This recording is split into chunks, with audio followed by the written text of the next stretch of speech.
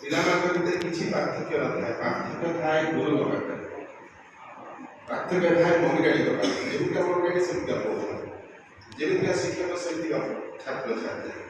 ତ ଦୋଷ ଥାଏ କୋଉଠି? ଆମେ ଦୋଷ ଦଉଛୁ ଛୁଆକୁ। ଭଗବାନଙ୍କ ସୃଷ୍ଟିରେ, ଈଶ୍ୱରଙ୍କ ସୃଷ୍ଟିରେ ସମସ୍ତେ ପ୍ରତିଭାବାନ, ସମସ୍ତେ ଗୋଟିଏ ଗୋଟେ ଆଇନଷ୍ଟାଇନ, ସମସ୍ତେ ଗୋଟିଏ ଗୋଟେ ବିବେକାନନ୍ଦ, ସମସ୍ତଙ୍କ ଭିତରେ ପ୍ରତିଭା ଭରିହେଇକି ଅଛି। ସମସ୍ତେ ସୁନ୍ଦର, ସମସ୍ତେ ସୁନ୍ଦର, ସମସ୍ତେ ଏକା ନୁହନ୍ତି, ସମସ୍ତେ ସୁନ୍ଦର। ସମସ୍ତଙ୍କ ଭିତରେ ଦକ୍ଷତା ଅଛି, ପ୍ରତିଭା ଦିଆଯାଇଛି।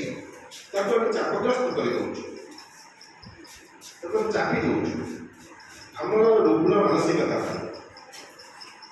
ଯୋଉଠି ମା ରୁଗ୍ଣ, ସେଠି ଛୁଆ କେବେ ସୁସ୍ଥ ହବ ନାହିଁ। ଅସୁସ୍ଥ ମା ଠାରୁ ସୁସ୍ଥ ଛୁଆ ଆଶା କରିବା ହେଉଛି ନିର୍ಬೋଧତା। ଯଦି ମା ଅସୁସ୍ଥ, ଛୁଆ ନିଶ୍ଚୟ ଅସୁସ୍ଥ ହବ। ଯେଉଁ ଛୁଆଟି ଜନ୍ମ ସେ କରିବ ନିଶ୍ଚୟ ଅସୁସ୍ଥ ହବ। ଆପଣ ସୁସ୍ଥ ଛୁଆ ଆଶା କରୁଛନ୍ତି, ଦୁଃଖର କାରଣ ଓ ନିର୍ಬೋଧତାର ଲକ୍ଷଣ।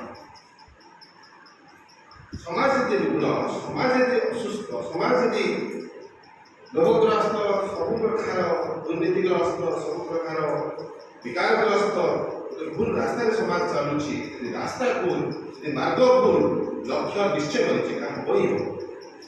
ଲକ୍ଷ୍ୟକୁ ଆପଣ ଠିକ୍ ଭାବରେ ପାଇବେ ନାହିଁ, ଲକ୍ଷ୍ୟ ହାସଲ କରିପାରିବେ ନାହିଁ।